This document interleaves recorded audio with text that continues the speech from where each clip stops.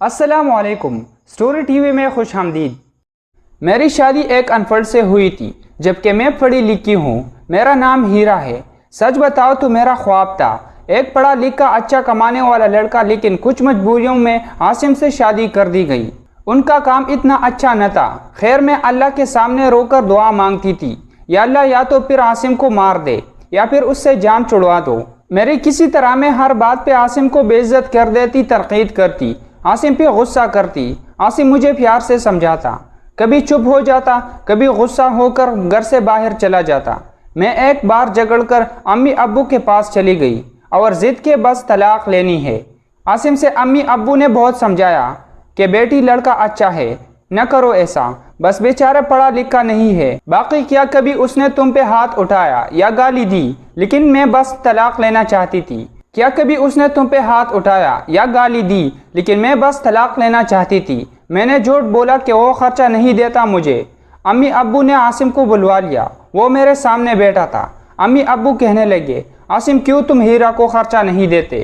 عاصم بابا سے مخاطب ہو کر بولا، انکل جی جو کما کر لاتا ہوں سب اخراجات نکال کر جو بچتا ہے ہیرا کے ہاتھ پہ رکھ دیتا ہوں۔ میرے چاچا تایا سب موجود تھے وہاں۔ میں بولی، مجھے 40,000 روپے ہر مہینے چاہیے، بس اس شرط پہ ہی جاؤں گی میں عاصم کے ساتھ۔ عاصم خاموش ہو گیا، سر جھکائے بیٹھا تھا۔ چاچا بولے، ہاں عاصم دے سکتے ہو 40,000۔ عاصم کچھ لمحے کے لیے خاموش رہا، پھر میری طرف دیکھنے لگا اور کہا، ٹھیک ہے میں ہیرا کو 40,000 روپے دوں گا، الگ سے ہر مہینے۔ میں نے دل کی گالی دی، کمینے دیکھنا، جینا بھی حرام کر دوں گی تمہارا۔ میں عاصم کے ساتھ چلی گئی۔ بجلی، پانی، گیس کا بل، راشن، کھانا، سب اخراجات بھی تھے۔ عاصم سے جب بھی پوچھا کیا کام کرتے ہو تو کہتا گورنمنٹ آفس میں کام کرتا ہوں۔ اس کے علاوہ نہ میں نے کبھی پوچھا نہ انہوں نے بتایا۔ خیر عاصم مجھے ہر مہینے 40,000 روپے دیتا۔ ایک دن میں نے کہا، مجھے آئی فون لے کر دو، بس مجھے چھوڑ کر جانے کی بات نہ کیا کرو، جو کہوں گی کروں گا۔ میں کبھی کھانے میں مرچ ڈال دیتی تو کبھی زیادہ نمک۔ وہ تکا ہارا کام سے آتا، کھانا کھا کر بے ہوشی کی طرح سو جاتا۔ نہ جانے کون سا کام کرتا تھا کہ اتنا تک جاتا ہے۔ میں جتنی نفرت کرتی تھی اس جاہل سے، وہ اتنی محبت کرتا تھا۔ میں ایک دن اپنی دوست کے ساتھ کار میں شاپنگ کرنے جا رہی تھی، شہر کے سب سے مہنگے اور بڑے مال میں۔ جب ہم ایک بس کے اڈے کے پاس گزرے تو میری زندگی نے جو لمحہ دیکھا، میں بے جان ہو گئی۔ وہ عاصم جسے میں بہت نفرت کرتی تھی، جس کو میں جاہل انپڑھ کہتی تھی، جس کو کبھی میں نے پیار سے کھانا تک نہیں دیا تھا، جس کا کبھی حال نہ پوچھا تھا، جسے میں انسان ہی نہیں سمجھتی تھی، جسے میں قبول ہی نہیں کرنا چاہتی تھی، وہ عاصم سر پہ بوجھ اٹھائے کسی کا سامان بس پہ چڑھا رہا تھا۔ ٹانگیں کانپ رہی تھی، پرانے سے کپڑے پہنے، پسینے میں ٹوٹی ہوئی جوتی پہنی تھی۔ میں مر کیوں نہیں گئی تھی؟ وہ میرے لیے کیا کچھ کر رہا تھا؟ اتنے میں ایک شخص بولا، اوئے چل یہ سامان اٹھا اور دوسری بس کی چھت پر لوٹ کر۔ عاصم کو شاید بھوک لگی تھی، ہاتھ میں روٹی پکڑی رول کیا ہوا، ساتھ روٹی کھا رہا تھا، ساتھ سامان اٹھا رہا تھا۔ میں قربان جاؤں، میرا عاصم میرے لیے کس درد سے گزر رہا تھا۔ میں آنسو لیے دیکھتی رہی۔ کام ختم ہوا، وہ سائٹ پہ ایک دکان کے سامنے زمین پر بیٹھ گیا۔ کتنی بھی بسی تکن تھی، عاصم سارا دن وہاں درد سہتا اور رات کو میری باتیں بس وہ حادثہ تھا۔ یا اللہ کی مرضی، میرا دل بدل گیا۔ میں بنا بتائے کچھ خریدے گھر واپس لوٹ گئی۔ بہت روئی تھی، بہت زیادہ۔ عاصم کو پلاؤ پسند تھا، میں نے پلاؤ بنایا۔